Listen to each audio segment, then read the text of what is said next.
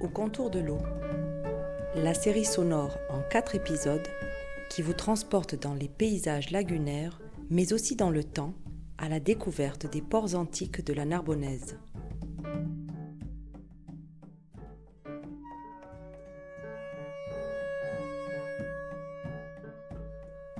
Épisode 2 du Grand Castellou à Port-la-Nautique, à Narbonne.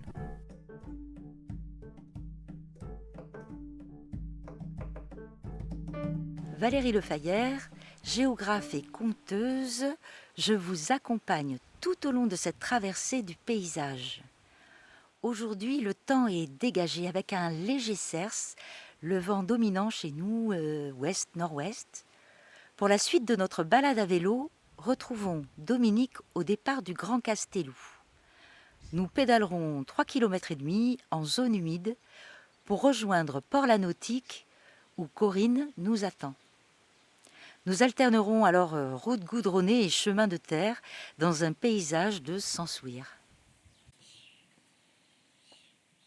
Un voyage sonore immersif pour aller explorer les ports antiques de la Narbonnaise.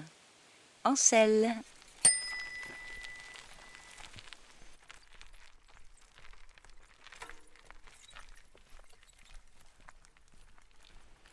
Encore une belle journée pour pédaler.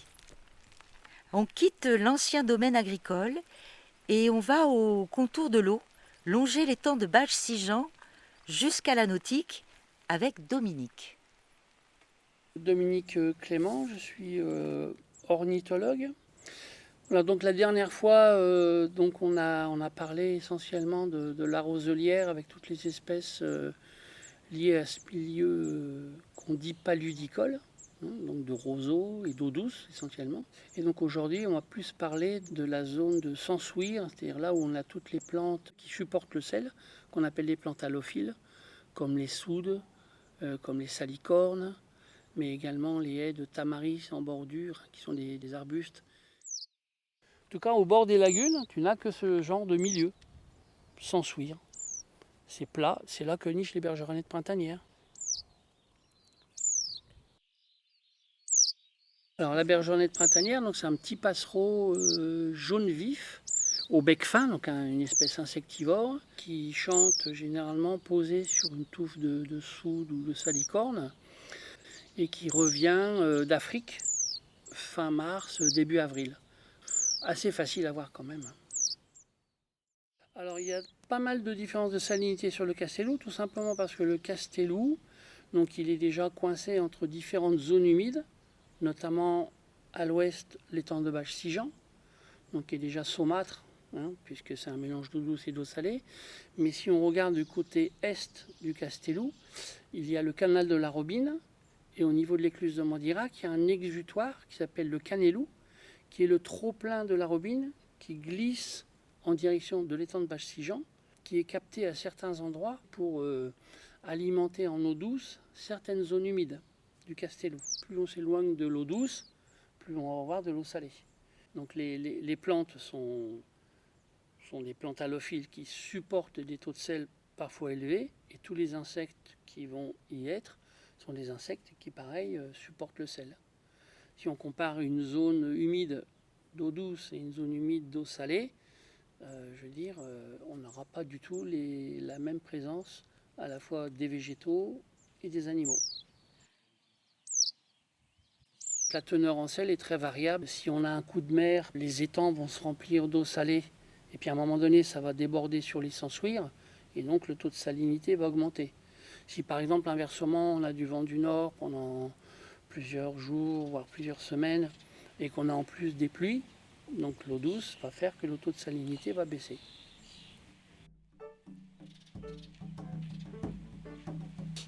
On quitte le Castellou par un grand chemin large. La terre est dure, blanchie. Le sel est omniprésent ici. Alors entre s'ensuir et terre salée, roselière qui longe le canal, on débouche sur la petite route qui longe l'étang là, du petit Castellou au centre équestre. On a laissé les grosses martelières rouillées là, qui nous rappellent toujours qu'ici on est dans un espace de drainage. Entre terre et eau, entre domaine agricole et puis ce bord d'étang plus ou moins exploité.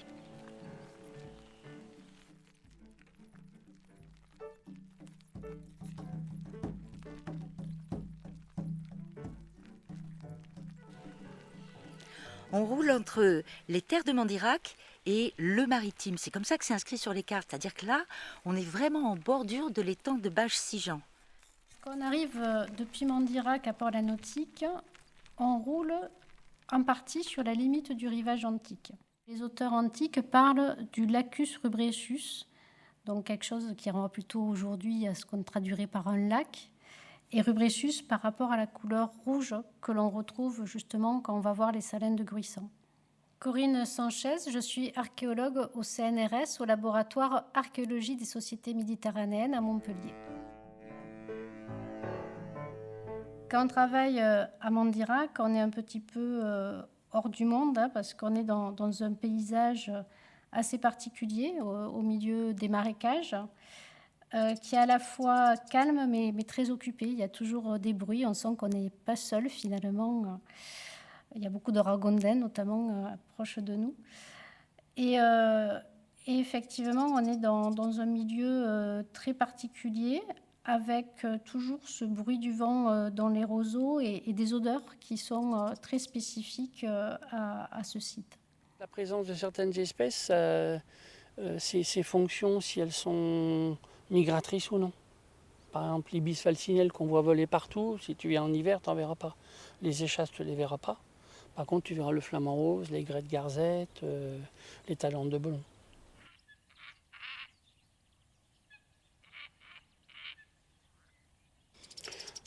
Alors les oiseaux les plus visibles là, puisqu'on est sur la bordure est de l'étang de Bages-Sigean, là, qui est face à nous.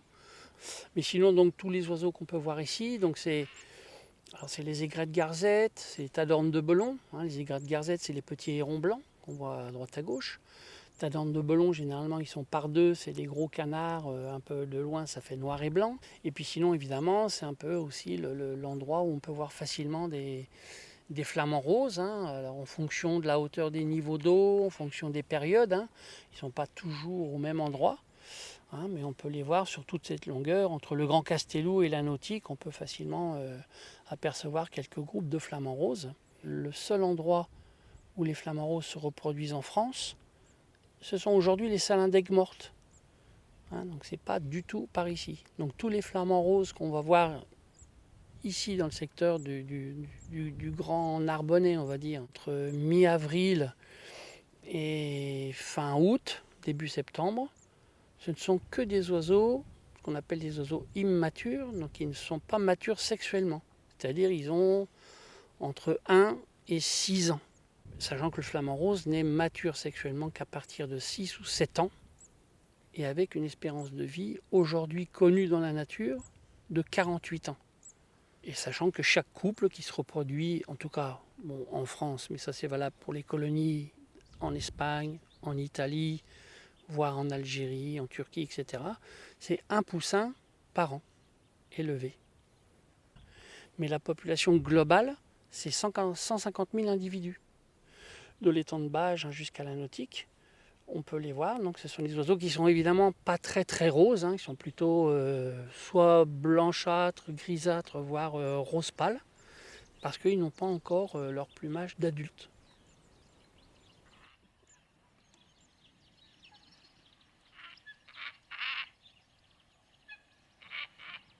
C'est plutôt ce qu'on va appeler un migrateur partiel, le flamant rose.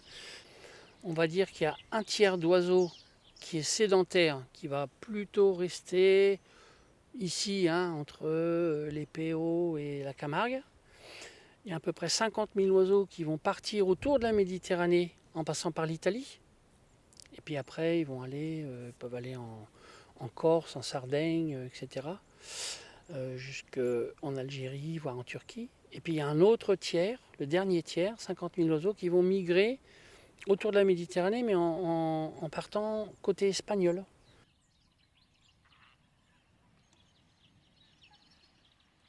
Donc le flamant rose, se nourrit, on va dire, essentiellement d'un petit crustacé, d'une petite crevette qui fait 1 millimètre de long, qui s'appelle Artemia salina, et qui donc justement vit dans les eaux salées.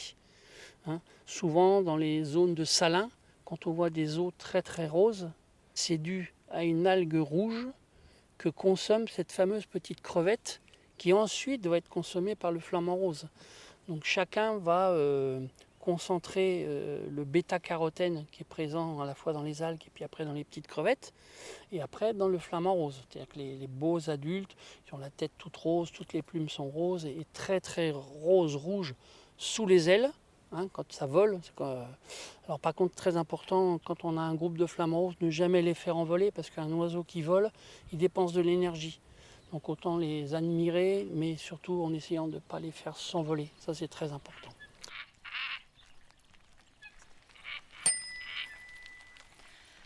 Faisons une pause à mi-chemin entre le Grand Castelou et Port-la-Nautique, là au niveau du pont qui enjambe le Canalette. Depuis la passerelle, si on se retourne un petit peu, là vraiment on a une vue globale sur les étangs et le paysage qui est au 2e plan, voire même encore au 3e plan. On a une vue à 360 degrés sur toute la lagune. Et puis on va deviner Périac de Mer, le village de Bages, évidemment sur son promontoire. Et puis vraiment sur un 2e plan, on aura le massif des Corbières. Si la visibilité est bonne, on verra les différentes éoliennes, celle de la Nouvelle, celle de la Palme, et puis après celle de Feuillat.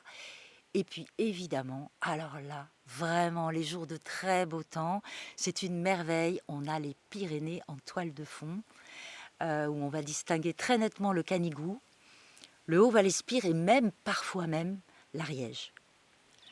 Passé Bages, c'est vraiment la ville qui s'invite là sur les contreforts là, du massif de Fontfroide. Et on s'approche de la nautique, on devine les mâts des bateaux.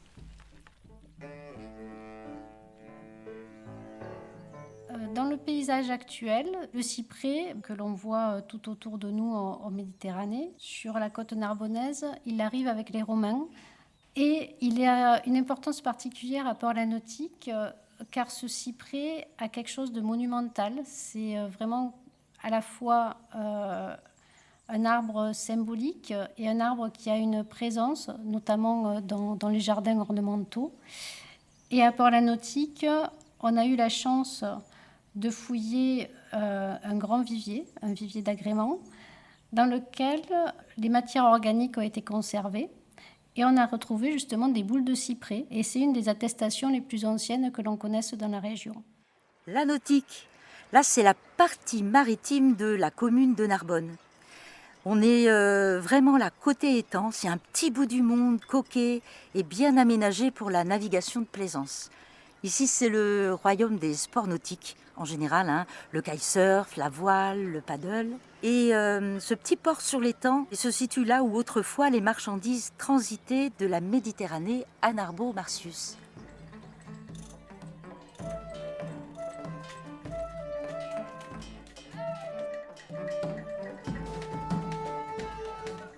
Port-la-Nautique a une place particulière dans l'histoire du système portuaire de Narbonne.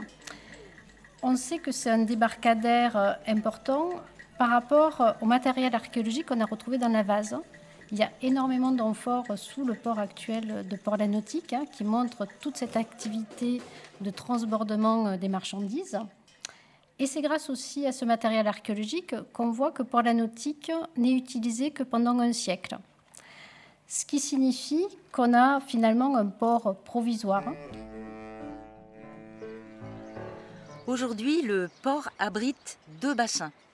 Et ce ne sont que des bateaux à faible tirant d'eau, car l'étang est très peu profond.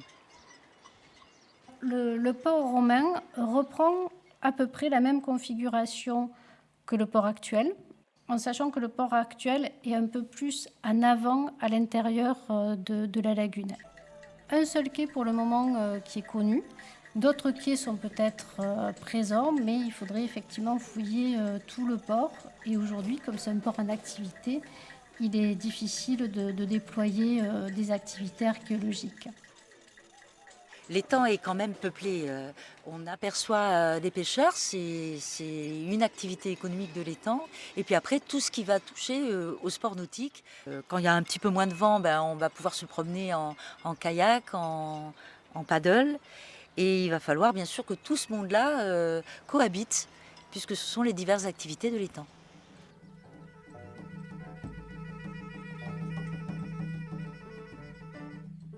Le site de Port-la-Nautique est connu par quelques éléments épars, puisqu'il a été reconstruit plutôt à des périodes récentes qui ont finalement fait disparaître les vestiges archéologiques. On sait qu'il y a un quai antique sous le quai actuel qu'on appelle le quai de la Société Marseillaise de Crédit. Donc le quai actuel s'est superposé en partie au quai romain, et là où il est posé sur le quai romain, il est tout à fait stable. Et ce quai antique, il a été découvert il y a quelques années. Ce sont des fouilles sous-marines qui ont été réalisées tout d'abord dans les années 70 par André Bouscaras et ensuite dans les années 90 par Falguera et son groupe de recherche Anteas. Alors ce sont des fouilles sous-marines différentes de ce qu'on peut voir généralement. On n'est pas dans les eaux bleues de la Méditerranée. On est dans un milieu très envasé. Donc les archéologues qui ont fait ces fouilles racontent qu'ils ont travaillé complètement dans le noir, puisqu'en plus, en remuant la vase, on a effectivement cette vase à suspension. Et donc ils ont fouillé à tâtons, c'est-à-dire qu'ils ont enlevé petit à petit la vase, d'abord bien sûr avec une suceuse, et ensuite pour trouver les objets, ils ont procédé petit à petit au toucher, et puis ils ont dégagé ces éléments et ils les ont remontés à la surface. Une ancre a également été trouvée à une quarantaine de mètres de ce quai qui est attesté. Et au-dessus de la zone portuaire, ils voyaient un grand bâtiment qui était une villa, mais pas n'importe quel type de villa romaine. C'est ce qu'on appelle une villa maritime, c'est-à-dire vraiment une villa de luxe avec une vue remarquable sur les étangs. À l'ouest de la villa, quand on se dirige vers l'Anse des Galères, dans l'Antiquité, on traversait un immense parc qui faisait 300 mètres de long. On accédait ensuite au vivier, donc un grand vivier de 70 mètres de diamètre. Dans certains textes très anciens de l'époque romaine, on a retrouvé donc différentes recettes, notamment une qui consistait en un plat où il n'y avait que des langues de flamant rose. À la nautique, vers la villa, il y avait certainement des gens qui à l'époque faisaient des plats de langue, mais les autres parties aussi étaient mangées. Mais en tout cas, ce qui est très connu dans les livres de recettes de l'époque, c'est des plats où il n'y avait que des langues de flamant rose. Bon appétit.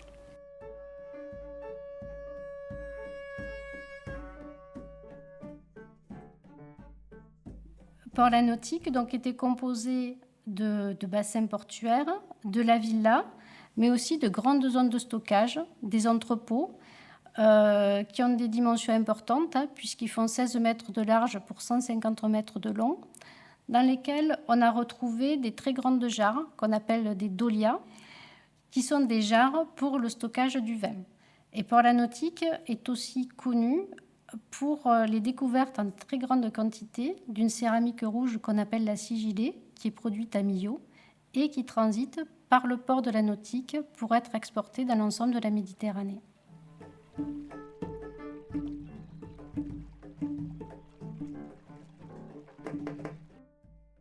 Pour les Romains, la vue remarquable était quelque chose de recherché.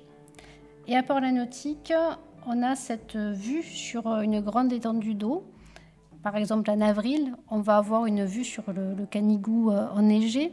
Donc, on a à la fois cette vue sur la mer et sur la montagne. Et c'est clair que l'installation romaine à Port-la-Nautique est aussi pour bénéficier d'une vue remarquable.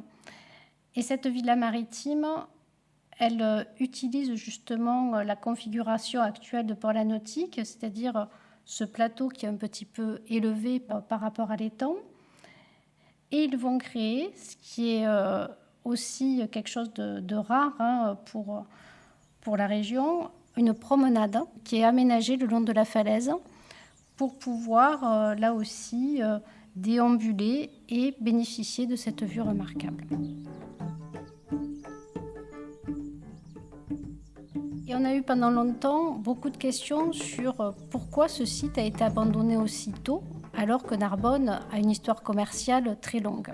Grâce aux recherches qui ont été menées, on s'est aperçu que le problème de port la nautique est le problème actuel, c'est-à-dire que les Romains, lorsqu'ils construisent les quais, ils empêchent l'eau de circuler normalement et on va avoir un envasement qui va être très fort, ce qu'on appelle finalement une hypersédimentation. Il y a quelques années, le port va se combler et ne va pas permettre à tous les bateaux d'accéder à la nautique.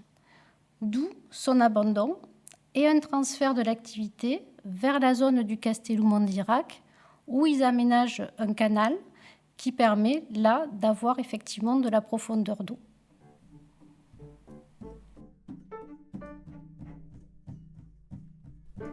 Aujourd'hui, ce paysage est sensible et si vous fermez les yeux, pouvez-vous entendre les bateaux antiques accoster ? Si cette balade a aiguisé votre curiosité, continuez l'exploration avec nous. Prochaine étape, du Grand Castellou à Narbonne jusqu'à l'île Saint-Martin à Gruissan. Merci à Valérie Lefayeur, Corinne Sanchez et Dominique Clément pour leurs éclairages. Et merci à vous, chers auditorices, pour votre écoute. À la prise de son, Michel Monteil. Réalisation, Jennifer Gomez. Production, Narbovia et le Parc naturel régional de la Narbonnaise en Méditerranée. Coordination, Jennifer Gomez, Marie de Verdeur, avec le soutien d'Odile Tanqueray. Musique, Marie-Pierre Corren, Martine Rousseau, Patrice Desmittes, Jean-Christophe Alix, de l'Orchestre d'improvisation libre du Patio des Arts, dirigé par Laurent Sahaï.